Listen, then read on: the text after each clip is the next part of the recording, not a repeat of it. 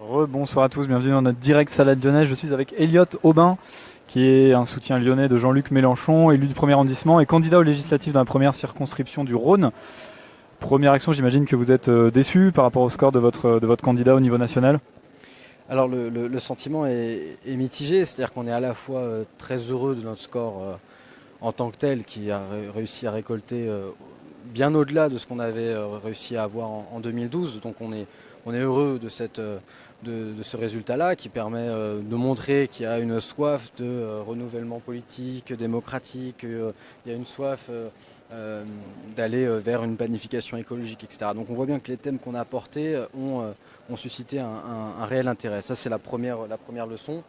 La seconde leçon, c'est qu'effectivement, c'est frustrant d'arriver à cette position du troisième ou du quatrième, on ne sait pas encore tout à fait, puisque finalement, c'est le jeu de cette 5e République et de ce scrutin qui qualifie uniquement les deux premiers. Donc c'est frustrant, sachant que je pense que quand on regardera le décompte des voix, on sera forcément tous très serrés.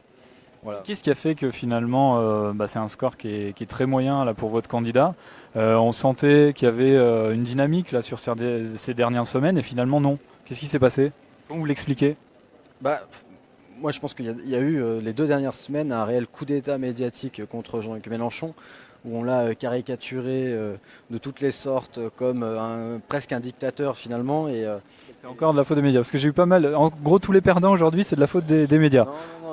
Non, on peut pas nier le traitement médiatique qui a été accordé à Mélenchon ces 2 dernières semaines.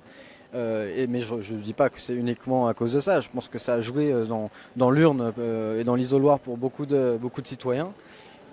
Après, je reste sur ce sentiment mitigé entre, on va dire, d'être heureux de ce score et en même temps d'être frustré de ne pas accéder au second tour. La suite, c'est quoi? Il n'appelle pas pour l'instant Jean-Luc Mélenchon à voter pour Emmanuel Macron. Il parle de référendum pour savoir ce qu'il faut faire. Quand même, il y a le Front National en face. Jean-Luc Mélenchon est, on va dire, l'opposant principal du Front National. En tout cas, il se positionne comme ça. Comment ça se fait qu'il n'appelle pas à voter Emmanuel Macron au nom du Front républicain? Alors là aussi, c'est une situation qui est compliquée. L'idée du référendum, on l'avait déjà annoncé. C'est pas une nouveauté. On avait dit si on n'était pas au second tour, qu'on allait voir avec les insoumis, faire une consultation auprès des insoumis pour définir ensemble. C'est un peu ce qui a été fait pendant toute la campagne, c'est-à-dire à chaque fois réussir à travailler ensemble sur les prises de décision et les prises de position. Bon, donc on va voir ce que ça donne. Après, effectivement, c'est un second tour qui pour moi est un véritable recul de la pensée politique, puisque d'une part on a l'extrême droite, comme vous l'avez dit, notre combat premier, et puis de l'autre côté on a le candidat de la finance. Donc effectivement c'est un second tour qui est très compliqué. Voilà. Mieux la finance ou l'extrême droite? Jean-Luc Mélenchon je pense pas que ça intéresse beaucoup ce que moi je propose, mais Jean-Luc Mélenchon lui a dit que chacun vote en son âme et conscience. Donc pas de consigne de vote? En tout cas, on va aussi faire cette consultation avec les insoumis pour définir s'il y a une consigne de vote particulière. Au niveau local, ici à Lyon et dans le Rhône, qu'est-ce que va être la suite? Est-ce que ça met quand même pas un coup d'arrêt aux candidats que vous avez investis pour la France insoumise ici et je pense à vous, notamment dans la première circonscription du Rhône? Non, je crois que là justement au contraire, maintenant notre cap est sur les législatives.